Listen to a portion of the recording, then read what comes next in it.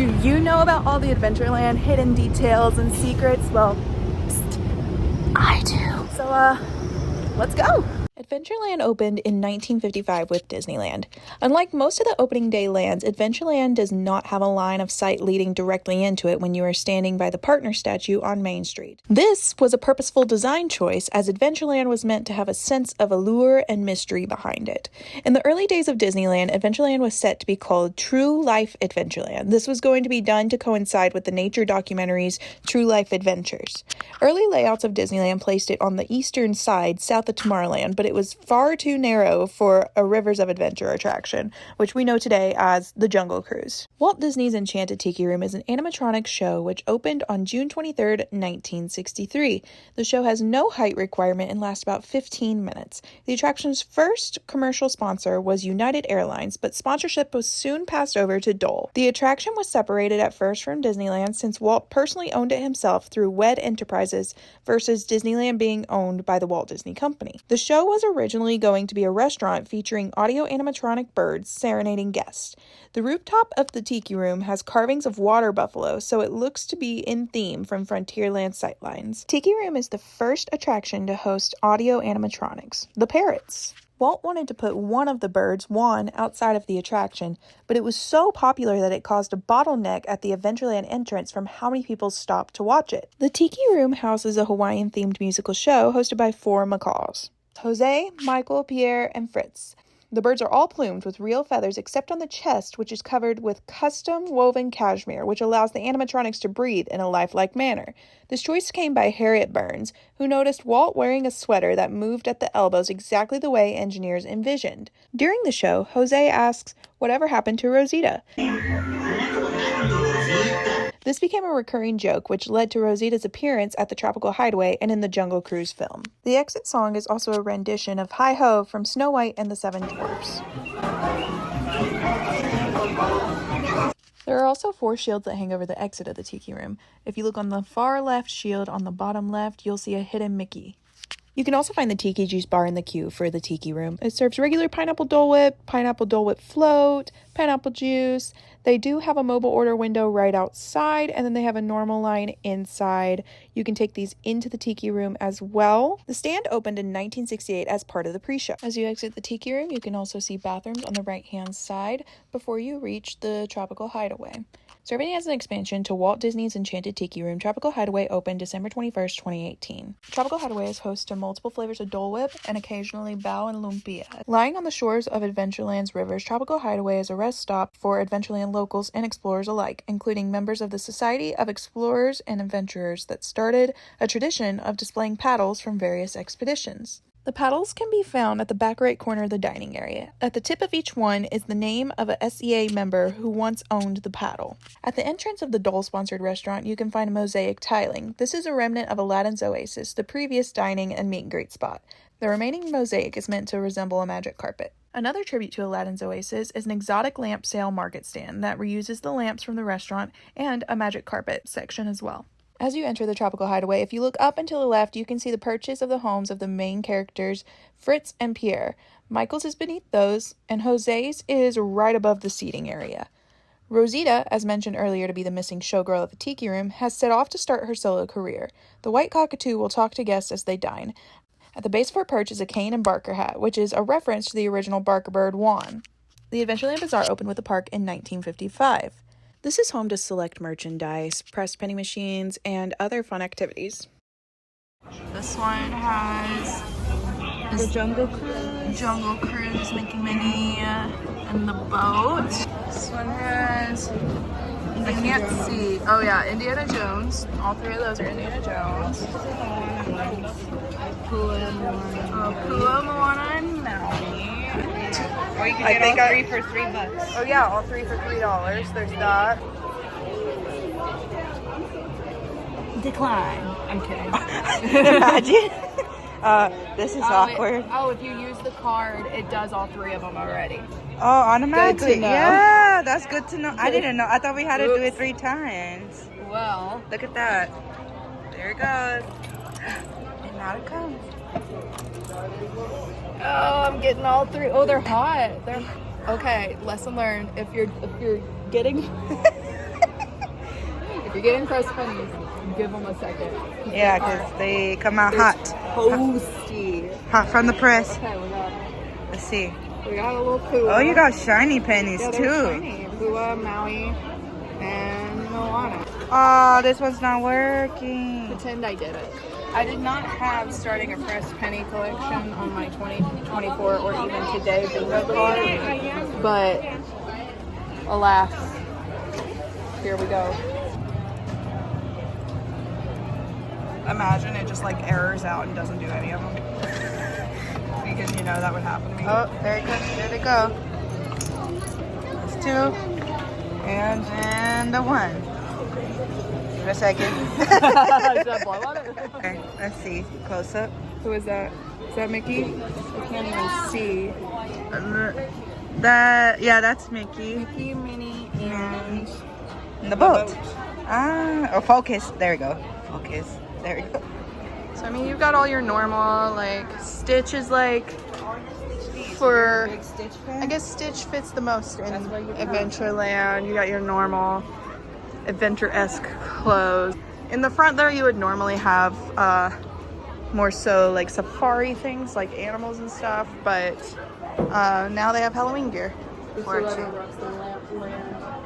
Places coins in the slot below. Shall receive the wisdom of the genie and have their future revealed. It's gonna tell me some bad things. Oh. Let's see, putting a quarter in. But no, let's do it something, let's do it something. You want to know the future because you are a seeker. Well, you know what they say. There's a seeker born every minute. So rub the lip and it's spooky. Let's see. Oh, Scary. this is fascinating. You, my friend, will have your very next magic carpet service at Ahmed's Garage. That's right. You'll take advantage of Hey, you, salesman. $11.95. Say the genie at the other lamp sent me, and Ahmed will tighten your lug nuts at no extra charge. That's Ahmed's Magic Carpet Garage, open Monday through Friday. That's not my future. Saturdays till 5. That's So not there you it. are, my friend. You say it's a commercial, I say it's a prediction. Hey, it could be worse. Last month my sponsor was the fly from falafel stand. Salam and come again soon, my friend. No dealers, please. What? Maybe the harder you rub it, the better of a fortune you get. Greetings, Sahib. If you would like to know your future, please give the magic lamp a little rubby. Oh, a little pat. Oh, that is so nice. Oh. Baby, you know what I like. In your future. Are we at Disney? Oh, this is exactly what Sahib. You win the lottery.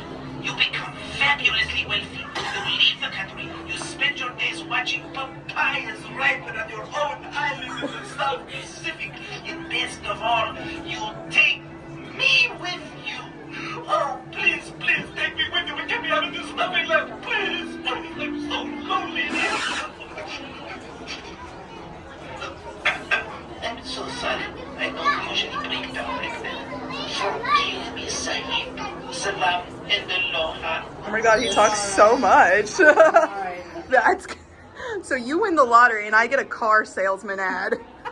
What the heck? Okay, well that's in the back of the store. That's a cute little thing. I was gonna consider like, aren't we at Disney friends? I know, that was kind of a little scary. But it costs like real life quarters and it doesn't take a credit card. So keep that in mind to bring change with you whenever you come because you can't do it without it. You've got all your Encanto merch back here as well. Here's the regular safari gear that you would normally find in the front where the Halloween stuff is. There's usually a lot more, but since it's Halloween time, they're gonna go with that vibe. You can also find all of your Lion King merch in here. And then it leads into the seating area for Bengal barbecue.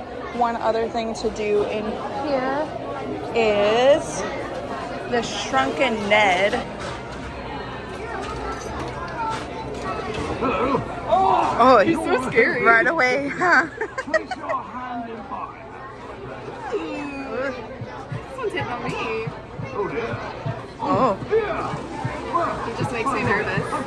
I know. I hear the heartbeat. They're like, The bad news is we've got scurvy, very, very dum-dum fever. Of course, you'll be dead, as everybody knows, within 20 minutes. The good news is negative marks. That's not my problem. Of course, just take the advice taken below, you poor old soul, and thank you so much for patronizing Trunket. that's wild, man. Oh, it prints the card. Oh, I want to give it to me because I'm about to die. Yeah, it says, Shrunken Ned's philosophy, nothing in excess, including moderation.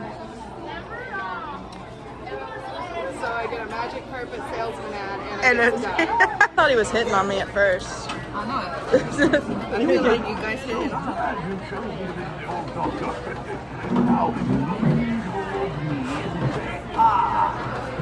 Louder. Come on, speak up. Why are they all trying to hit on us? Maybe down, eh? What? You've got Congo, Longo, Bongo fever. Sure. Go over there to the Bingle's barbecue and ask for the barbecue emu on a stick with a glass of tsetse fried juice. If, of course, that doesn't work, visit a real doctor. Till you reach civilization, take the advice tendered below, and thank you so much for patronizing Sponsored Ned. Jungle's over. Service week.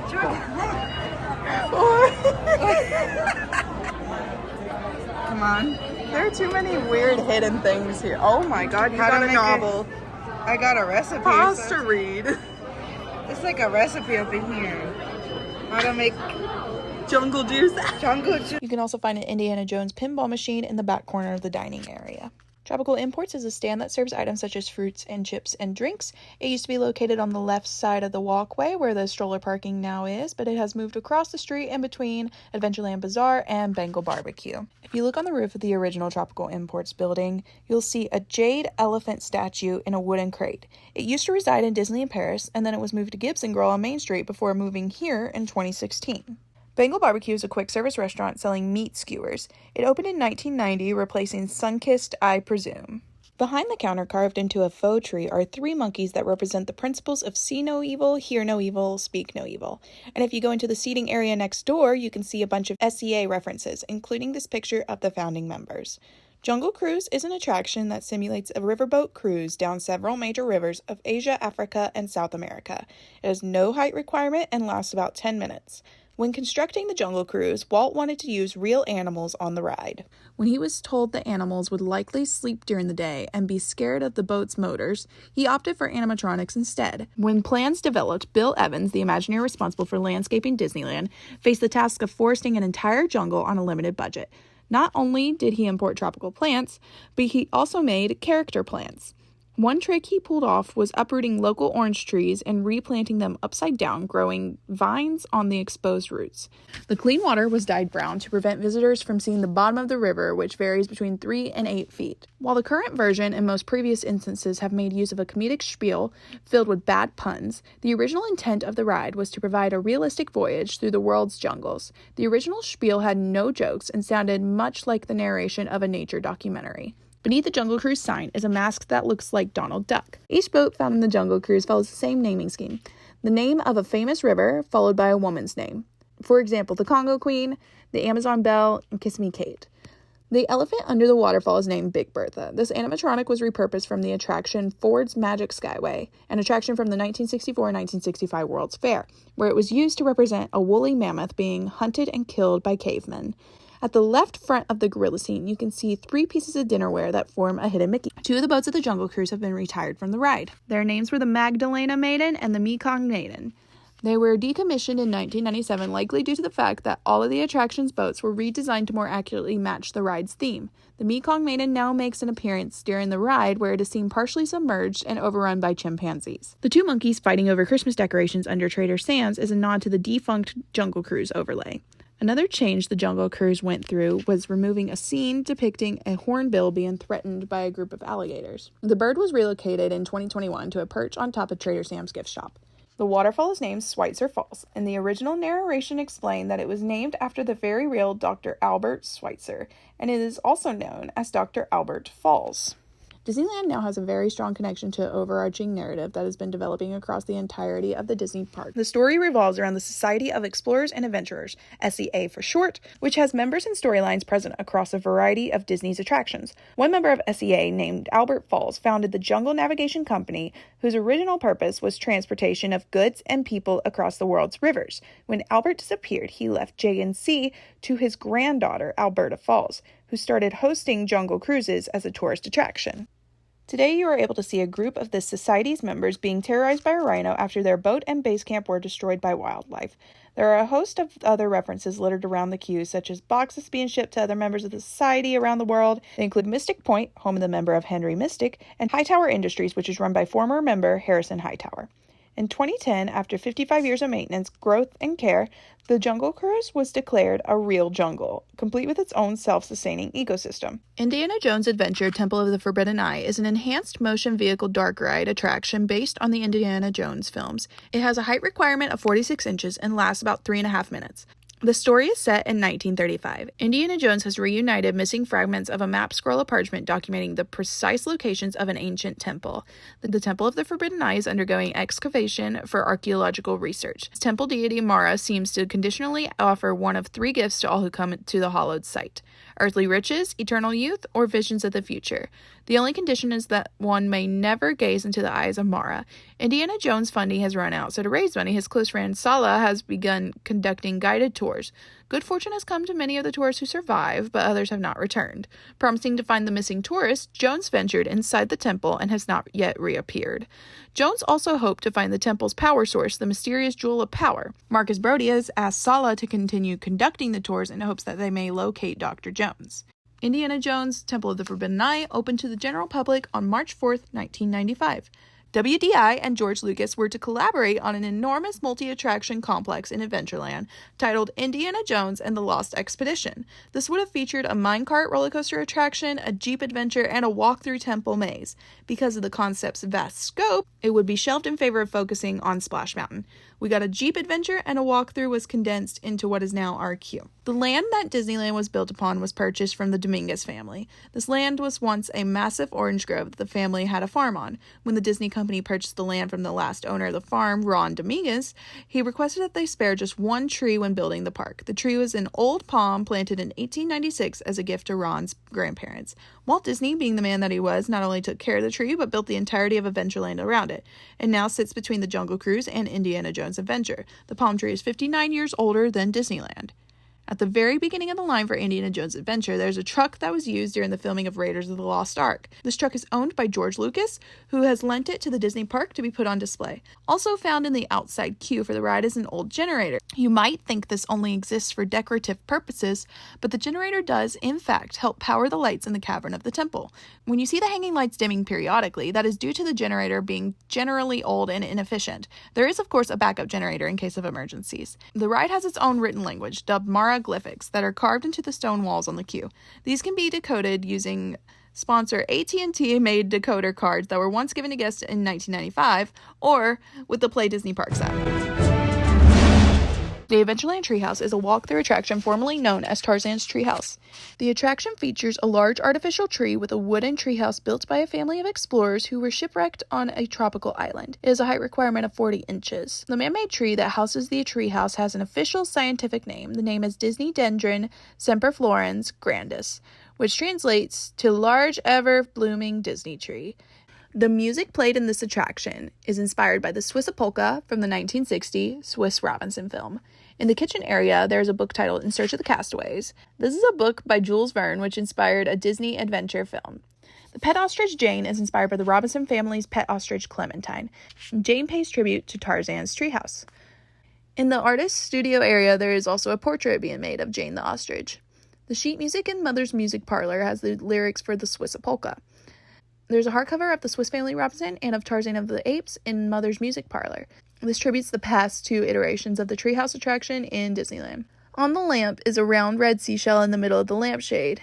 This forms a classic hidden Mickey. In the Daughter's Study are several books with the SCA crest on them. In the Nature Room are several books belonging to the Sons, including Audubon Bird Guide on Western Land Birds, referencing historic artist and ornithologist John James Audubon. And there is also The Stolen White Elephant, an 1882 short story by Mark Twain, and Wild Animals I Have Known by Ernest Thompson Seton. The book Orchids with Color Palettes by Bryant seems to be a tribute to Anita Bryant, a singer who promoted the Florida Citrus Commission and Walt Disney World. Thank you so much for watching. Let me know which land you want to see a walkthrough of next, and what is your favorite fun fact about Adventureland. Let me know if I missed anything, and maybe we'll do a part 2. Make sure to like, subscribe, and follow me on all of my other forms of social media, and I'll see you next time, friends.